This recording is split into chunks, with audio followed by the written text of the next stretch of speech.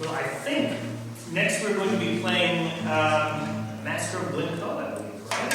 Another happy Scottish tune. Another happy Scottish tune. So, Massacre of Glencoe, or as it is still sometimes known in Scottish Gaelic, Mush Glencoe, the murder of Glencoe. So, in the Highlands of Scotland, there is a great tradition of hospitality. And certainly there was back in the 1700s. Even if your worst enemy came to you seeking hospitality, you would give it to them. And they would be under your protection while they were under your roof.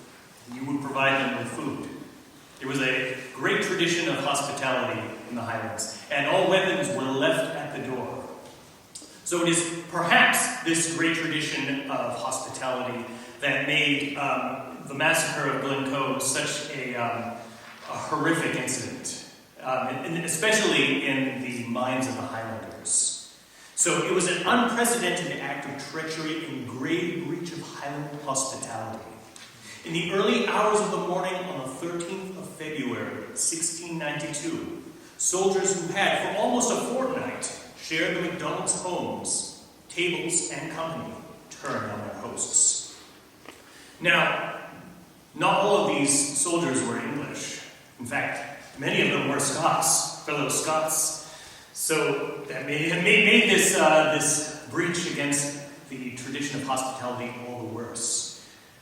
Now, to give you a little bit of historical context, I have to go back in time and provide a little bit of history, so stick with me. I'm going to try and sum this up a little bit here. So, 1692. Scotland and England had just emerged from a bloody civil war, pitting supporters of the king against parliamentary forces. Now, the Stuart monarchs were leaning towards Catholicism, and the parliamentary forces wanted England and Scotland to remain Protestant. So the straw that broke the camel's back was when James II insisted that his son and heir convert to Catholicism. And that opened the door for James' relation, Protestant William of Orange, to invade the country. James II went into exile on the continent. William married James' Protestant daughter Mary, and William and Mary became co-regents of the United Kingdom of England, Scotland, and Ireland in 1689. Britain remained Protestant. So, what did this mean for the Scottish Highlanders? Well, many clans remained loyal to James and the Stuarts because the Stuarts were Scottish. They were of Scottish descent. Many of the Highland clans also tended to lean towards Catholicism. But some clans backed William and Mary, like the Campbells.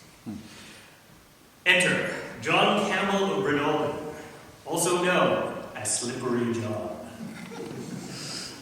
Now, Slippery John decided to prove his loyalty to William by gathering the clan chiefs together and persuading them, with lots of money, to swear allegiance to William.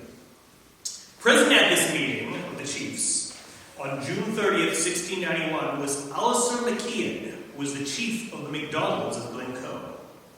There was already bad blood, I should mention, between the MacDonalds of Glencoe and John Campbell and his people, due mostly to the MacDonalds' habit of stealing cattle from their Campbell neighbors. So there was already that between the two of them. Now, the oath of allegiance to William was a risky business. What if King James came back? So Slippery John came up with a plan that the chiefs would tear up their oath to William if James came back.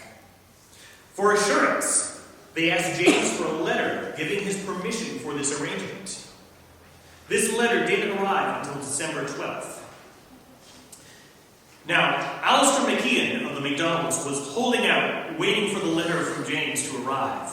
But the deadline to take the oath of allegiance was approaching, December 31st, 1691. Meanwhile, John Dalrymple, who was a Lowlander and the Secretary of State from Scotland, sent 400 soldiers to Fort William in anticipation of any clan chiefs who failed to take the oath by the deadline. So you can guess what happened. Travel being what it was back then, especially in the dead of winter in the Highlands of Scotland, Alistair MacIain wasn't able to make the deadline. He took the oath a few days late. Everything was fine, right? Wrong. The signed oaths were sent down to Edinburgh to be reviewed by the Privy Council. Now, there were quite a few powerful Campbell lawyers on the Privy Council, and the long and the short of it is that they decided to make an example of the MacDonalds of Glencoe.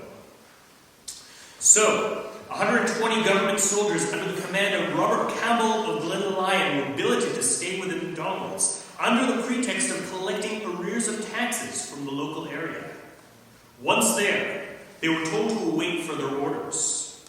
The MacDonalds welcomed these men into their homes, giving them free lodging throughout the glen, feeding them from their own scant winter supplies, and sharing drinks with them.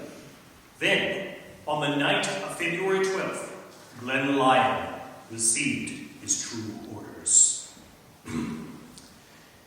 You are hereby ordered to fall upon the rebels, the MacDonalds of Glencoe, and put all to the sword under 70. You are to have a special care that the old fox and his sons do upon no account escape your hands. You are to secure all the avenues that no man escape. This order came by the King's special command, and assured Campbell that he could expect to be dealt with not as one not true to king or government if he didn't obey. The massacre began simultaneously in 3 settlements, though the killings took place all over the glen as fleeing MacDonalds were pursued. Men were dragged from their beds and murdered. Houses were torched, and women, children, and the very elderly were cast out into the snow, where many died from exposure. In total, 38 MacDonalds were murdered outright, including MacIain, the chief of MacDonalds, and countless more perished in the mountains. And to this day, if you do visit Glencoe, in some of the pubs you will find a sign that says, "No hawkers and no Campbells." The piece I'm going to play, Massacre of Glencoe, is, thank you, it's a wonderful illustrated. It's from the time period. It belongs to a body of music that in the Gael tradition is referred to as kill music, and more big, so big music. It was the sort of tunes that were written for big events in history. And they're theme and variation pieces. So there's obviously continental influence there with these tunes. So I'm just going to play the main theme because they're quite long. So I'll just play the main theme for you. Here it is. Just give me a quick second to tune that. And I can attest to the signage because the first time we went to Scotland, we went hiking in Glencoe Valley, and we stayed at this fantastic inn called the Clackick. Iain and I are going there this summer for some hiking. This is my daughter Iain at the camera here. And sure enough, on the front desk there's a big brass plaque that says no hawkers or Campbells. So it's very true. Here we go.